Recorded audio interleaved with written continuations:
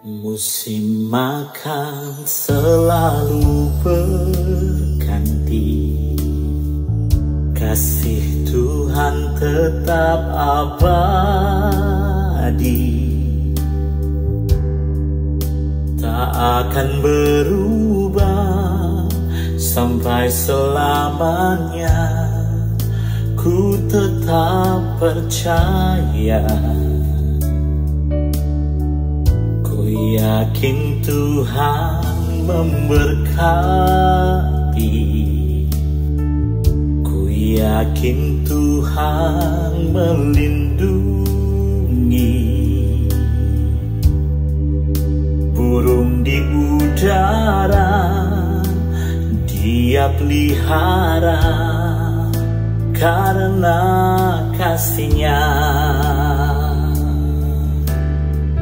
Tuhan selalu menolongku, selalu menjagaku. Sehelai di rambutku tak akan terjatuh tanpa seizinmu.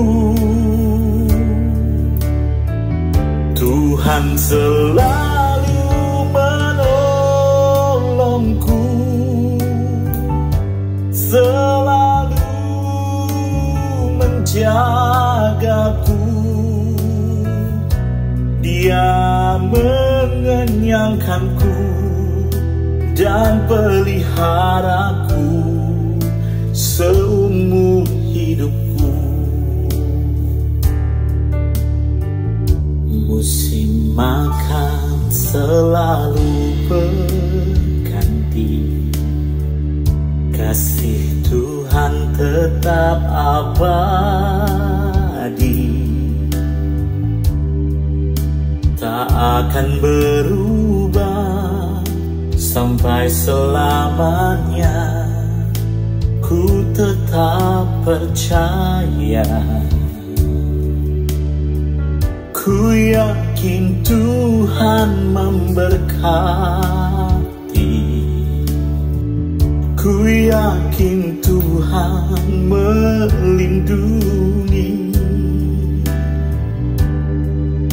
Burung di udara Dia pelihara karena kasih-Nya. Tuhan selalu menolongku, selalu menjagaku. Sehelai di rambutku tak akan terjatuh tanpa seizinmu. Tuhan selalu menolongku, selalu menjagaku. Dia mengenyangkanku dan peliharaku seumur hidupku. Oh, Tuhan selalu menolongku, selalu menjagaku.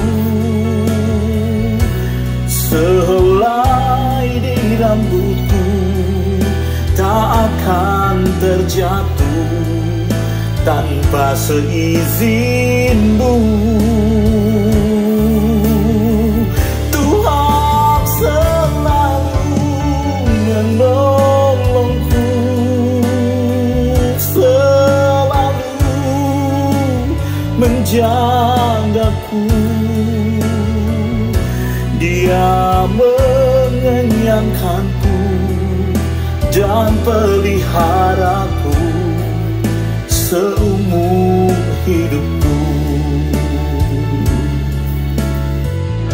Dia mengenyangkanku dan peliharaku seumur hidupku. Dia mengenyangkanku dan peliharaku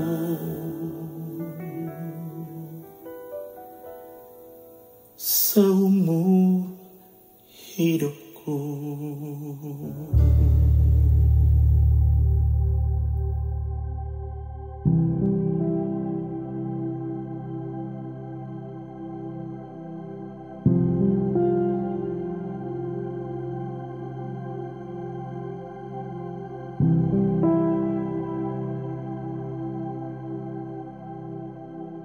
Shalom Bapak Ibu semua, kita mengucap syukur kita sampai kepada minggu terakhir bulan September, 24 September 2023. Dan hari ini saya akan menyampaikan seri kitab Amsal, masih dari Amsal pasal yang keempat ayat 10-19. Hari ini saya akan menyampaikan firman Tuhan di bawah tema tersandung atau sampai rembang tengah hari. Mari kita berdoa.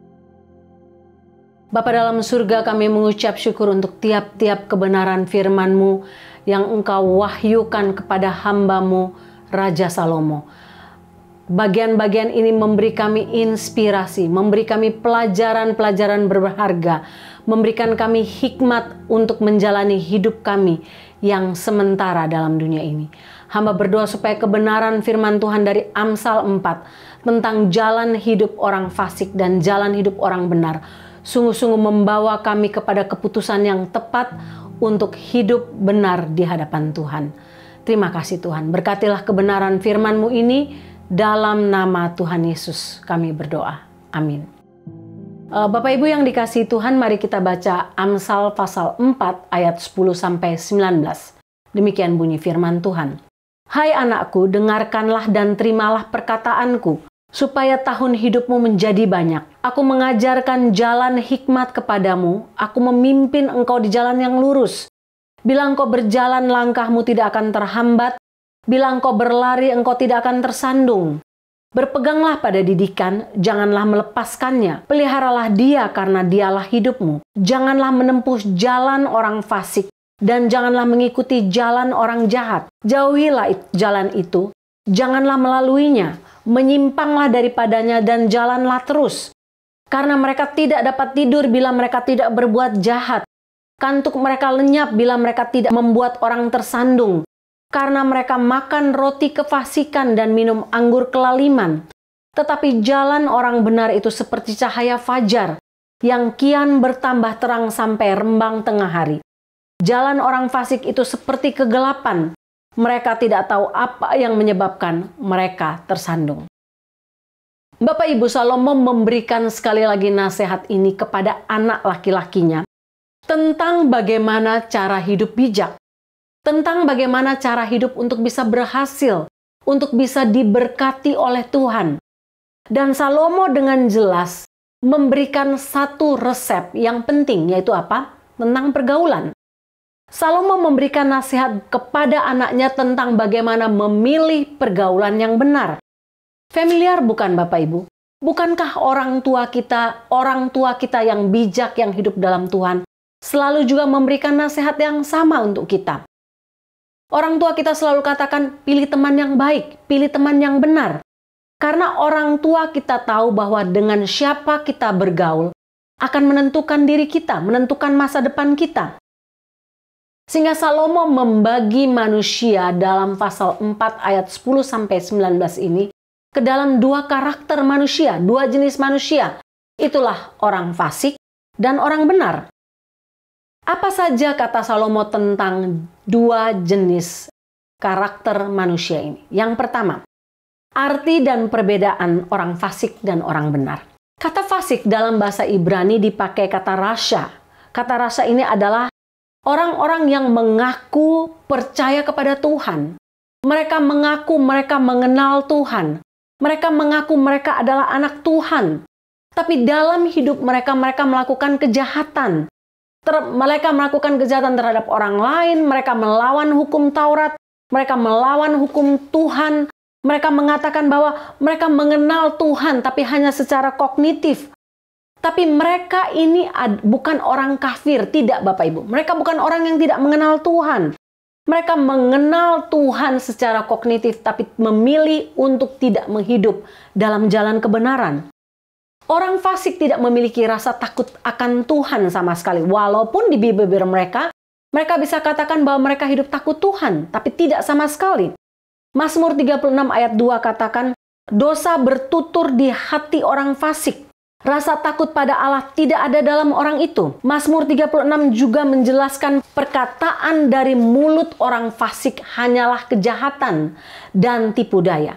Mereka menempatkan dirinya di jalan kesesatan dan selalu melakukan tindakan kejahatan. Bapak Ibu lihat, mereka bisa berkata benar, tapi cara hidup mereka tidak benar. Karena apa? Mereka selalu dipakai kata selalu, melakukan tindakan kejahatan. Karena dari dalam hati mereka sebenarnya hati mereka adalah hati yang busuk, hati yang jahat, hati yang lalim, hati yang kejam. Sebaliknya orang benar. Orang benar ini dipakai dalam bahasa Ibrani kata syadik yang artinya adalah orang yang dekat dengan Tuhan dan dibenarkan oleh Tuhan bukan oleh karena perbuatan baiknya. Orang benar adalah orang mereka yang hidup jujur. Mereka yang hidup tidak mendua. Mereka yang hidup dalam integritas. Mereka melakukan segala sesuatu seperti untuk Tuhan. Mereka hidup takut Tuhan, mereka hidup hormat kepada Tuhan, mereka menjauhi jalan kejahatan. Dan dari dua arti ini kita bisa melihat perbedaan hidup orang benar dan orang fasik. Sehingga bagaimana caranya Salomo memberi kita nasihat, memberi anaknya nasihat, memberi kita nasihat. Kita bisa mengenal, oh orang ini orang benar atau orang fasik. Bagaimana caranya supaya kita bisa menghindari pergaulan dengan orang fasik supaya kita tidak jatuh. Bagaimana caranya kita mengenal, oh ini orang fasik yang hanya mengaku Kristen tapi ternyata tidak sama sekali. Mengaku percaya Tuhan tapi sebenarnya tidak sama sekali. Atau jangan-jangan kita juga adalah termasuk golongan orang fasik karena kita sendiri belum diselamatkan oleh Tuhan.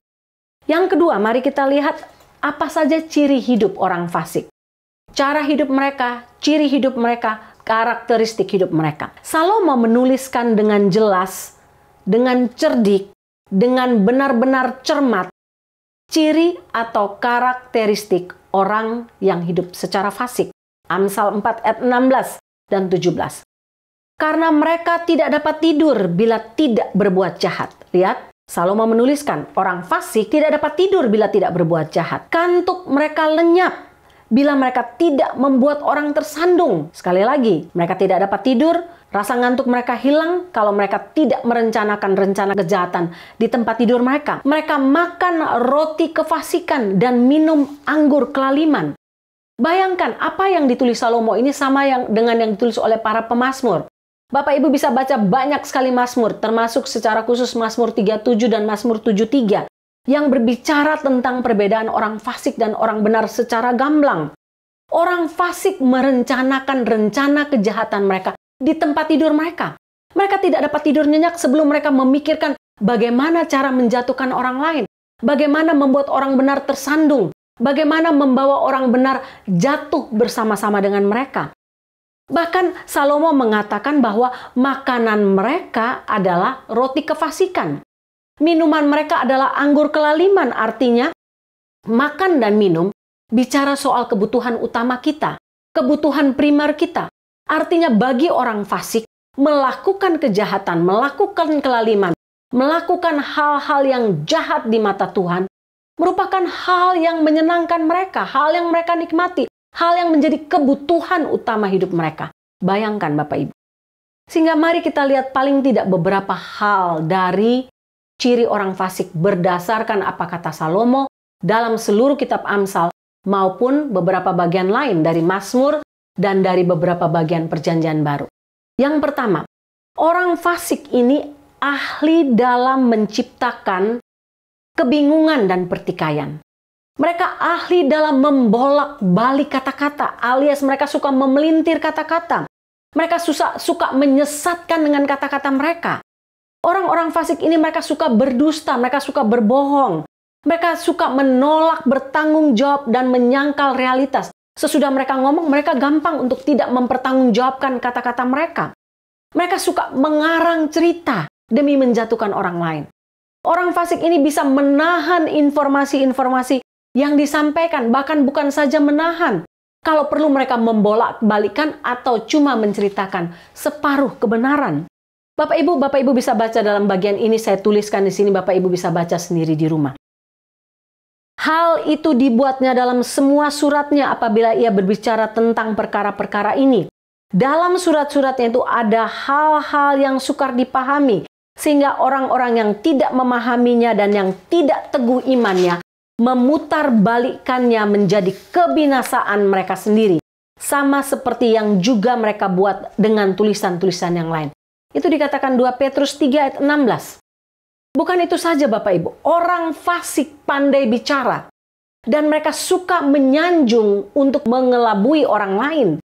Mulut mereka nampaknya manis Bapak Ibu. Orang-orang fasik bukan orang yang mulutnya jahat, tidak. Seringkali mereka ada muncul sebagai orang-orang dengan mulut manis. Mereka gampang berjanji, mereka pandai merayu, mereka pandai bergombal, mereka pandai berkata-kata. Tapi apa yang terjadi? Buah hidup mereka tidak mencerminkan kata-kata mereka. Mereka hanya untuk menyanjung, mengelabui orang lain demi keuntungan pribadi mereka. Bapak Ibu tidak akan menemukan buah roh dalam hidup mereka. Tidak menemukan bukti pertumbuhan dan perubahan rohani dalam hidup mereka. Karena apa? Semua hanya kamuflase, semua hanya tipu muslihat. Bapak Ibu bisa baca dalam ayat-ayat ini.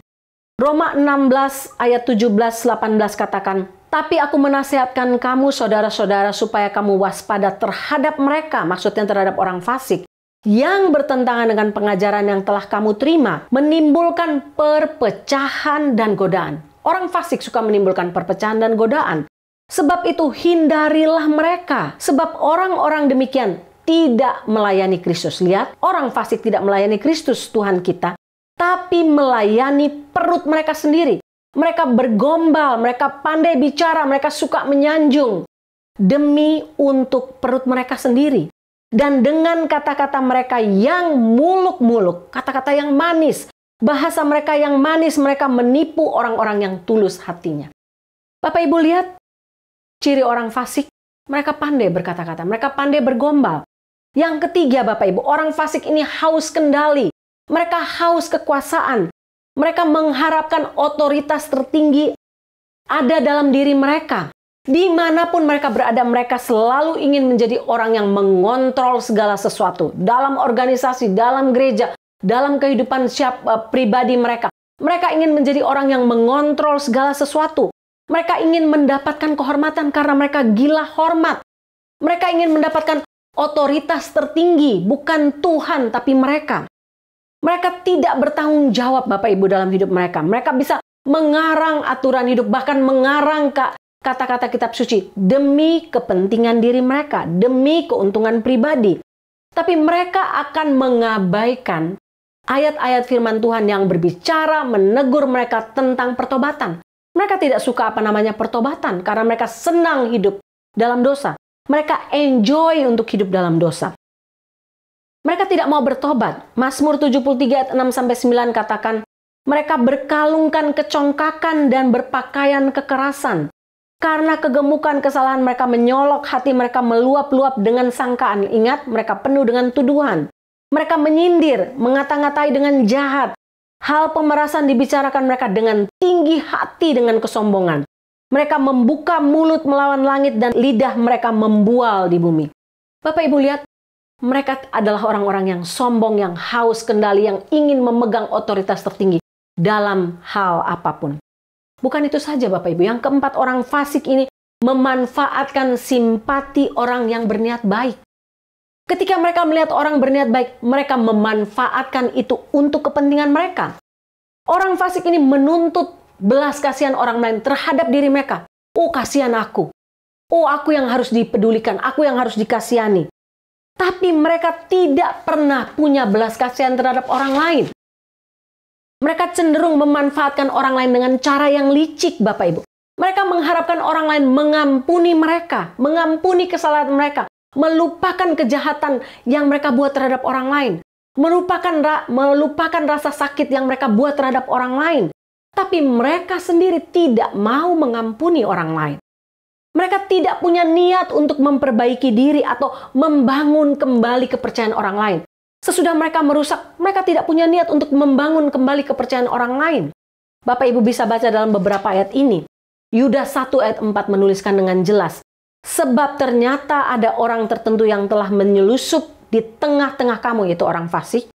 Yaitu orang-orang yang telah lama ditentukan untuk dihukum. Ibu lihat, orang fasik ditentukan untuk dihukum.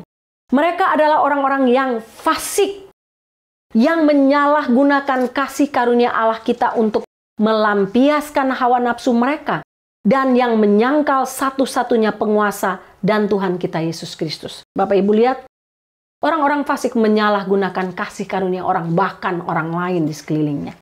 Yang kelima, orang fasik tidak punya belas kasihan dan tidak pernah merasa bersalah. Mereka lain di luar, lain di dalam, Bapak Ibu. Mereka tidak mengalami pergulatan dalam diri mereka, dalam batin mereka secara rohani untuk melawan dosa dan kejahatan. Karena apa? Mereka enjoy melakukan kejahatan. Mereka memikirkan, merancangkan, menjatuhkan orang benar di tempat tidur mereka. Salomo katakan mereka tidak dapat tidur nyenyak kalau mereka tidak merancangkan perbuatan untuk menjatuhkan orang benar, membuat orang benar tersandung, Bapak Ibu. Mereka menyamar dengan karakter yang mulia, seolah-olah mereka baik. Tapi tidak sama sekali. Mereka seperti serigala berbulu domba. Mereka sekalipun sudah menghancurkan hidup orang lain, menghancurkan komunitas, menghancurkan keluarganya sendiri, menghancurkan pelayanan, menghancurkan persekutuan, mereka tidak merasa bersalah. Mereka tetap merasa diri benar. Karena apa? Mereka sombong. Mereka pandai dalam berbuat jahat. Kejahatan adalah aktivitas mereka hari-hari, makanan dan minuman mereka. Hati mereka kejam dan mereka tidak punya belas kasihan. Kalau sampai mereka ditegur, mereka akan lebih marah. Karena apa? Mereka tidak bisa merasa dipersalahkan. Mereka tidak mau dipersalahkan. Malah mereka mempersalahkan orang lain. Atas satu keruntuhan, satu kejatuhan, satu kehancuran. Mereka akan mencari kambing hitam, Bapak Ibu. Mereka congkak, mereka sombong. Roma 1 ayat 30-31 katakan, mereka adalah pengumpat, penfitnah, pembenci Allah, kurang ajar, congkak, sombong, pandai dalam kejahatan, tidak taat kepada orang tua, tidak berakal, tidak setia, tidak penyayang, tidak mengenal belas kasihan. Betapa mengerikan orang fasik, Bapak Ibu. Bukan itu saja, mereka juga adalah orang yang tamak, Bapak Ibu. Biasanya orang fasik ini mempunyai ciri yang bersifat tamak, ingin menguasai seluruhnya, tidak saja power, tidak saja kekuasaan. Kalau bisa harta. Harta orang lain mereka ingin memilikinya. Mereka lebih cinta uang daripada hal lain, daripada kasih.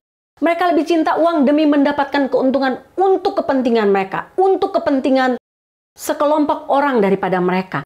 Mereka tidak peduli berapapun cara jahat mereka tempuh demi memuaskan ketamakannya. Mereka tidak peduli, Bapak Ibu.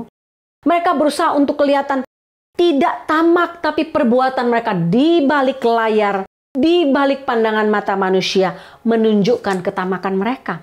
Mereka tidak segan-segan menghancurkan hidup orang benar demi ketamakan mereka. Bapak Ibu, Yehezkiel 33 ayat 31 katakan, dan mereka datang kepadamu seperti rakyat berkerumun dan duduk di hadapanmu sebagai umatku. Mereka mendengar apa yang kau ucapkan, tapi mereka tidak melakukannya. Mulutnya penuh dengan kata-kata cinta kasih. Lihat Bapak Ibu, mulutnya penuh dengan kata cinta kasih. Tapi hati mereka mengejar keuntungan yang haram. Tamak.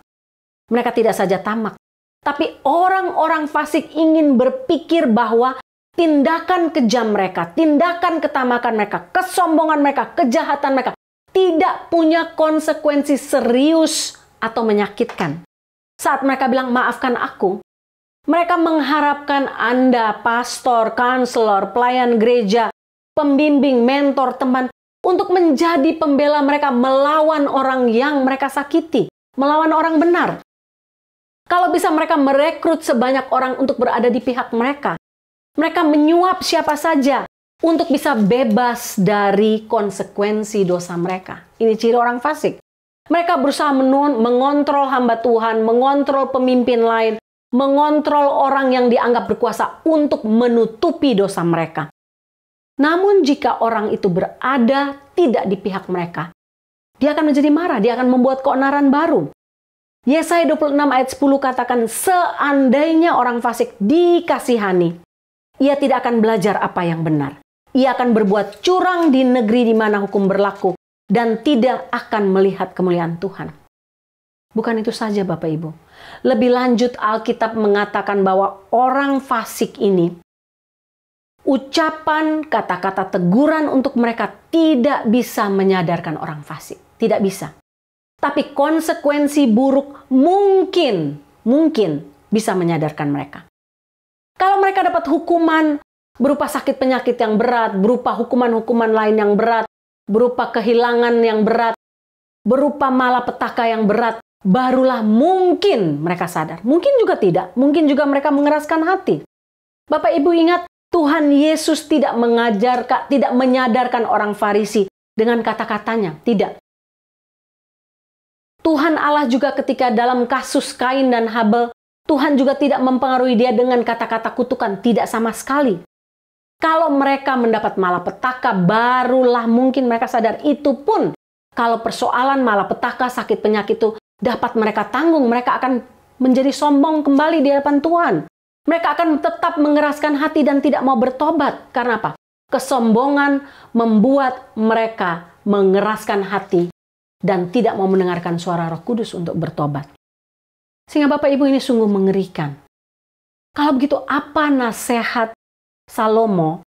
Bagaimana caranya orang benar menghadapi orang-orang fasik ini? Salomo menuliskan dengan jelas dalam ayat 14 dan 15. Salomo katakan apa? Janganlah menempuh jalan orang fasik. Janganlah mengikuti jalan orang jahat. Jauhilah jalan itu. Janganlah melaluinya. Menyimpanglah daripadanya dan jalanlah terus. Apa artinya Bapak Ibu? Tuhan dengan jelas melalui Salomo memerintahkan untuk jangan mengikuti cara hidup mereka. Menjauh dari mereka. Dengan kata lain, jangan pernah bergaul dengan orang-orang ini.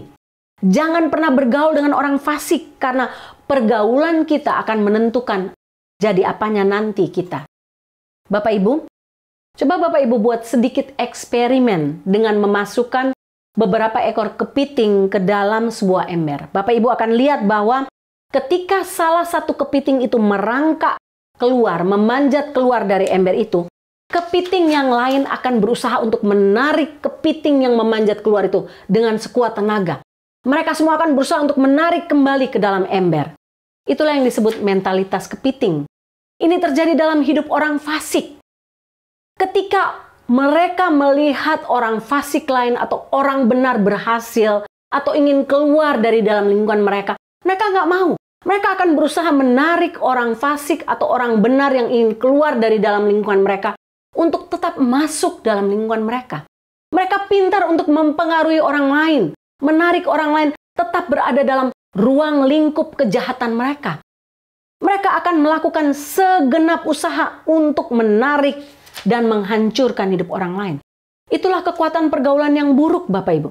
Karena itu Salomo memberikan peringatan yang keras kepada anaknya. Kalau kamu mau berhasil, kalau kamu mau tetap hidup di jalan orang benar, jangan mengikuti jalan mereka. Tapi jangan bergaul dengan mereka. Jangan pernah bergaul dengan mereka. Karena dengan siapa kita bergaul akan menentukan kita nanti. Kita akan dengan mudah terpengaruh karena manusia ini kita diciptakan dengan daging yang lemah. Kita gampang terpengaruh kepada hal-hal yang buruk. Orang fasik akan selalu berusaha untuk membawa orang lain ikut jatuh bersama mereka. 1 Korintus 15 ayat 33 katakan, Rasul Paulus memberikan nasihat, janganlah kamu sesat, pergaulan yang buruk merusakkan kebiasaan yang baik. Orang benar pun bisa jatuh dengan orang fasik. Karena apa? Pergaulan yang buruk merusak kebiasaan yang baik. Banyak orang yang senang hiking, senang manjat tebing. Biasanya mereka bahagia kalau mereka bisa sampai ke puncak tebing atau puncak gunung tertinggi. Atau tempat-tempat yang rawan untuk ambil foto untuk selfie, Bapak Ibu. Tapi bukankah tempat-tempat ini berbahaya? Banyak kisah orang yang berusaha untuk mengambil foto tunangan, foto kawin, foto diri sendiri. Di tempat-tempat yang berbahaya seperti ini, mereka jatuh mati di dalam jurang. Hanya karena supaya kelihatan cool. Bapak Ibu, dalam pergaulan dengan orang fasik, kadang orang pikir, oh cool bisa bergaul dengan mereka. Tapi ingat, ujungnya selalu membawa kehancuran. Pergaulan dengan orang fasik selalu akan membawa kita kepada kejatuhan. Karena itu nasihat saya untuk anak-anak saya. Nasihat saya untuk keluarga saya. Nasihat saya untuk semua jemaat. Jangan bergaul dengan orang fasik. Kalau Bapak Ibu sudah lihat semua ciri-ciri mereka tadi, jangan bergaul dengan mereka. Jangan pikir kita kuat, Bapak Ibu. Tidak. Hindari mereka. Salomo memberi nasihat ini karena dia pernah terjerembab, pernah masuk, pernah terperangkap ke dalam penyembahan ilah-ilah palsu yang diperkenalkan oleh para istri dan gundiknya yang tidak di dalam Tuhan. Dan semuanya berujung maut. Karena itu, Salomo memberikan nasihat, jangan bergaul dan percaya kepada orang fasik. Mereka adalah pengkhianat yang berusaha menjatuhkan kita. Mereka bukan orang biasa. Mereka pengkhianat, Bapak Ibu. Amsal 25 ayat 19 katakan, kepercayaan kepada pengkhianat di masa kesesakan adalah seperti gigi yang rapuh dan kaki yang goyah. Itu tindakan konyol, Bapak Ibu. Orang fasik sama dengan pengkhianat yang mereka akan berusaha untuk melakukan segala sesuatu untuk menjatuhkan orang benar, membuat orang benar tersandung. Kalau begitu Bapak Ibu, apa nasib akhir hidup orang benar dan orang fasik? Apa yang akan terjadi dengan hidup orang fasik dan orang benar? Ayat 18 dan 19 mencatat dengan jelas. Tetapi jalan orang benar seperti cahaya fajar, yang kian bertambah terang sampai rembang tengah hari. Jalan orang fasik itu seperti kegelapan. Mereka tidak tahu apa yang menyebabkan mereka tersandung. Bagaimana akhir hidup orang fasik kalau mereka tidak bertobat? Ada juga orang fasik yang bertobat. Tapi bagaimana kalau mereka tidak bertobat? Salomo dengan jelas mengatakan mereka akan tersandung. Tanpa tahu sesuatu. Tanpa tahu apa penyebabnya tiba-tiba mereka tersandung. Tanpa tahu apa yang menyebabkan kejatuhan mereka. Bapak Ibu, Mazmur 73 dan Mazmur 37 ini bicara sejajar dengan Amsal pasal 4 yang kita baca ini. Dalam Mazmur 37 dikatakan nasib orang fasik itu mereka akan dilenyapkan, akan lisut, akan layu seperti rumput. Dalam ayat 15 dikatakan pedang mereka akan menikam dada mereka sendiri, busur mereka akan patah, artinya mereka akan tersandung, akan jatuh dengan cara Tuhan. Dalam Mazmur 73 dikatakan mereka seperti ditaruh di tempat licin oleh Tuhan. Mereka akan binasa dalam sekejap. Itulah akhir hidup orang fasik yang tidak mau bertobat. Malah petaka tiba-tiba. Jerat itu kembali kepada diri mereka sendiri. Tiang gantungan yang mereka bangun untuk menjerat orang benar akan menjerat diri mereka sendiri. Perangkap mereka akan memerangkap diri mereka sendiri. Bapak Ibu ingat apa yang terjadi dengan Haman dan Mordekai? Ketika Haman yang membenci Mordekai orang benar, berusaha untuk membangun tiang gantungan untuk menggantung Mordekai orang benar. Apa yang terjadi dengan dia? Pada akhirnya Haman dan keluarganya sendiri naik ke tiang gantungan itu. Oleh karena siapa? Oleh karena Tuhan. Tuhan sendiri yang melihat kejahatan orang fasik. Dan Tuhan sendiri yang akan menyebabkan mereka tersandung tanpa tahu apa yang menyebabkannya. Ada kisah tentang seorang wanita di Woodbridge di Virginia. Satu kali dia melihat sesuatu yang langka di halaman rumahnya. Dia lihat apa? Ular kepala tembaga yang berkepala dua. Waktu dia lihat ular ini, dia bawa ke tempat pusat margasatwa Virginia dan menarik. Ular ini punya dua kepala, punya dua otak, ya, tapi hanya punya satu jantung, satu set paru-paru, dan ular ini menimbulkan banyak masalah untuk dirinya sendiri. Kenapa? Karena dia punya dua kepala, dia punya dua keinginan, dia punya dua otak. Yang satu mau makan ini, yang satu mau makan ini, dan ini menyebabkan masalah karena ketika dia mau menyerang mangsa, dia membutuhkan waktu karena kepala yang satu memikirkan lain, sehingga pemangsa memakan waktu 2 kali lebih lama untuk memangsa apa yang hendak dimakannya. Selanjutnya, karena kepalanya ini memiliki keinginan pikiran sendiri, mereka ingin menempuh jalannya sendiri. Itulah sebabnya mereka tidak dapat merespon dengan cepat ketika mereka diserang. Bahkan waktu mereka mau minum air pun bisa berbahaya. Karena apa? Karena yang satu mau minum air, yang satu enggak. Sehingga ketika yang satu mau minum air, yang kepala satu mau minum air, kedua-duanya bisa terjerumus jatuh. Sehingga pusat Marga Satwa Virginia mengatakan berdasarkan anatomi, kepala kanan akan lebih baik untuk hal makan, tapi menjadi tantangan karena kepala kiri tampaknya lebih dominan. Dan para ahli mengatakan bahwa konflik internal ini akan membuat ular berkepala dua ini tidak bisa hidup lama. Bapak Ibu, itu yang terjadi dengan orang fasik. Orang fasik akan terjerat oleh karena keinginan dirinya sendiri. Dia berusaha untuk hidup dalam dua dunia, tapi dia tidak bisa hidup dalam dua dunia. Menyenangkan hati Tuhan dan menyenangkan hati manusia tidak mungkin. Menyenangkan hati Mamon dan menyenangkan hati Tuhan tidak mungkin. Kita hanya bisa memilih Mamon atau Tuhan, Tuhan atau Mamon. Yakobus juga memberitahu kita bahwa orang yang berpikiran ganda ini tidak stabil dalam segala hal. Yakobus 1 ayat 7. Dan menyiratkan bahwa pikiran ganda seperti orang fasik ini mencerminkan kenajisan hati. Yakobus 4 ayat 8. Tuhan Yesus mengajarkan tidak seorang pun dapat mengabdi kepada dua tuan. Matius 6 ayat 24. Paulus juga menulis mereka yang hidup menurut daging memikirkan hal-hal dari daging. Mereka yang hidup menurut roh memikirkan hal-hal dari roh. Sehingga Bapak Ibu, Roma 8 ayat 56 juga mengatakan hal yang sama. Lukas 11 ayat 23 juga mengatakan yang sama. Orang fasik akan terjatuh dan tersandung tiba-tiba tanpa tahu apa yang menyebabkan kejatuhan mereka. Dan lebih mengerikan lagi kalau hanya tersandung dalam dunia ini. Tapi kalau sampai tersandung dan tidak sampai masuk dalam surga, masuk dalam api neraka, ini sangat mengerikan Bapak Ibu. Kalau mereka memilih untuk tidak mau bertobat, maka hidup mereka akan berakhir seperti apa yang terjadi dengan Haman. Bapak Ibu, bagaimana dengan akhir hidup orang benar? Ayat 10, 12, 18 mengatakan janji Tuhan yang jelas yang dituliskan Salomo. Tuhan menjanjikan umur panjang, menjanjikan kemerdekaan, menjanjikan dibebaskan dari bara bahaya yang mengintip terhadap hidup orang benar. Apakah itu berarti orang benar tidak ada hidup susah? Kesusahan hidup tidak menimpa hidup orang benar. Tidak sama sekali Bapak Ibu. Ada pergumulan, orang benar memiliki masalah hidup, orang benar memiliki pergumulan-pergumulannya sendiri. Tapi ingat, mereka tidak akan tersandung dan jatuh tergeletak. Mengapa? Karena Tuhan yang memegang tangan mereka. Tuhan yang menjaga dan melindungi mereka dari mara bahaya. Itu janji Tuhan. Amsal 18 ayat 10 katakan nama Tuhan adalah menara yang kuat.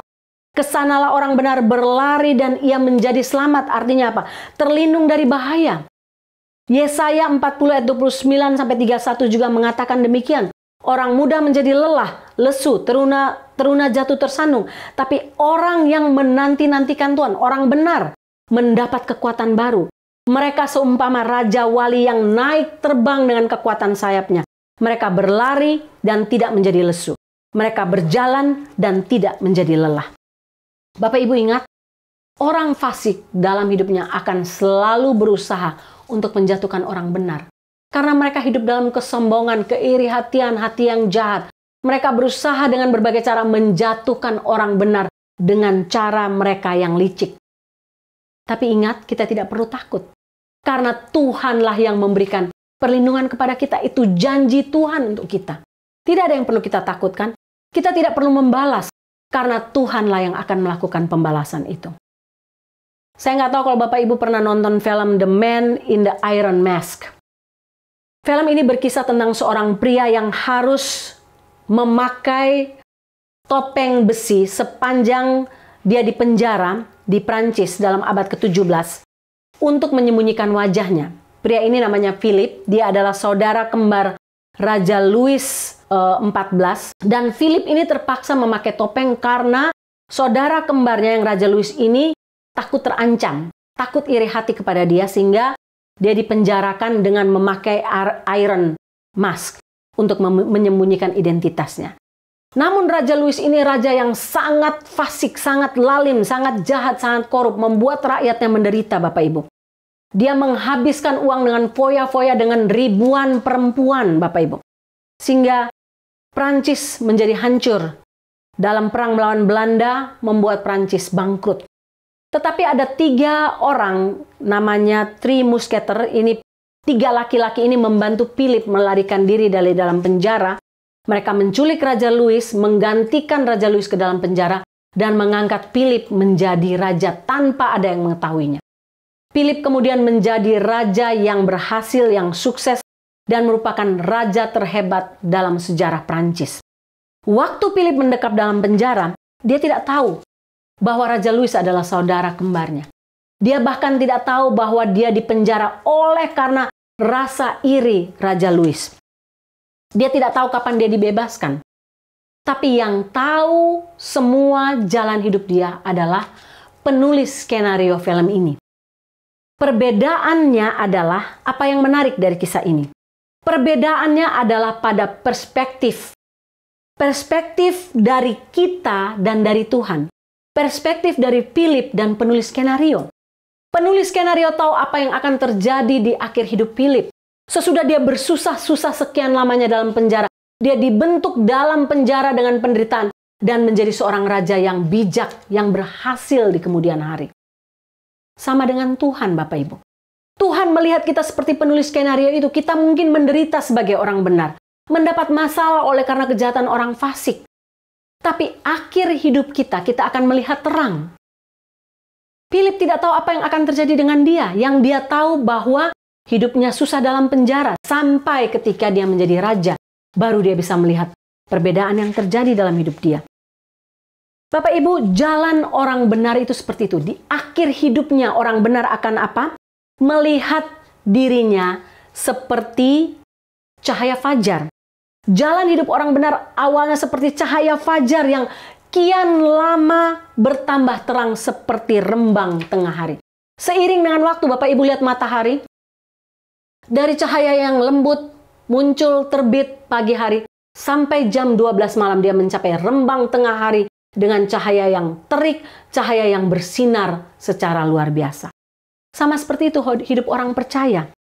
Kita mungkin mengalami banyak penderitaan, banyak masalah, banyak kesusahan dalam pergumulan hidup sebagai orang benar. Tapi ingat, itu bukan akhir kisah kita. Tuhan tahu, Tuhan mengenal, Tuhan penulis drama hidup kita. Sehingga Tuhanlah yang akan membawa kegelapan kita satu waktu kelak menjadi terang. Membawa hal-hal yang tidak kita mengerti menjadi terang seperti rembang tengah hari. Tapi terbalik dengan jalan hidup orang fasik. Mereka berpikir mereka sedang jalan di jalan yang terang, tapi tidak. Mereka berjalan dalam jalan yang gelap. Tiba-tiba mereka tersandung, mereka jatuh. Di akhir firman Tuhan ini saya hanya ingin mengajak kita satu hal. Kalau kita ingin berhasil, tetap hidup dalam jalan Tuhan. Jangan terpancing dengan kejahatan orang fasik. Jangan. Jangan terpancing juga untuk membalasnya. Jangan. Tuhanlah yang akan membalasnya. Tetap hidup dalam jalan yang benar, melakukan kebenaran firman Tuhan, tetap berharap kepada Tuhan, memandang kepada Tuhan, karena akhir hidup kita akan seperti rembang tengah hari. Kita bisa memilih, kita mau jadi seperti orang fasik yang tersandung pada akhirnya, atau kita mau jadi seperti orang benar yang akhir hidup kita seperti rembang tengah hari. Mari kita berdoa. Tuhan, hamba yakin tidak ada satupun di antara kami yang mendengar firman Tuhan ini ingin mengakhiri hidupnya seperti orang fasik. Yang jatuh, yang tersandung tanpa pernah bangun lagi. Tidak saja tersandung dalam dunia ini jika tidak bertobat Tuhan, tapi tersandung di kekekalan, tidak dapat masuk melihat kerajaan Allah, masuk dalam api kekekalan. Hamba berdoa jika ada di antara kami yang masih hidup dalam kefasikan, tolonglah kami hari ini tidak menunda untuk bertobat kembali kepada jalan Tuhan. Kami yang mungkin masih menjadi Kristen palsu yang berpikir kami sedang berada dalam jalan Tuhan. Tapi kami hidup dalam kegelapan, melakukan kejahatan-kejahatan, berusaha untuk menjatuhkan orang benar. Tolong kami Tuhan untuk mengambil komitmen hari ini, bertobat kembali kepada jalan Tuhan. Dan sebagai orang-orang yang sudah hidup dalam jalan kebenaran, bukan karena kebenaran diri sendiri, tapi karena dibenarkan Tuhan. Tolong kami untuk tetap menapak di jalan orang benar. tidak terpengaruh dengan jalan hidup orang fasik, tidak bergaul dengan orang fasik, tapi berjalan tetap di jalan yang membawa kami kepada rembang tengah hari. Terpujilah nama-Mu Tuhan, dalam nama Tuhan Yesus. Amin.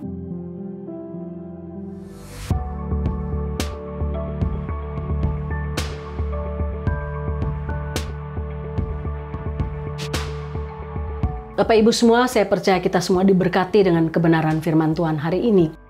Kita akan mengakhiri ibadah kita, mari kita menundukkan kepala kita dan mengangkat hati kita kepada Tuhan dan terimalah berkat Tuhan. Tuhan memberkati engkau dan melindungi engkau. Tuhan menyinari engkau dengan wajah-Nya dan memberi engkau kasih karunia. Tuhan menghadapkan wajah-Nya kepadamu dan memberi engkau damai sejahtera.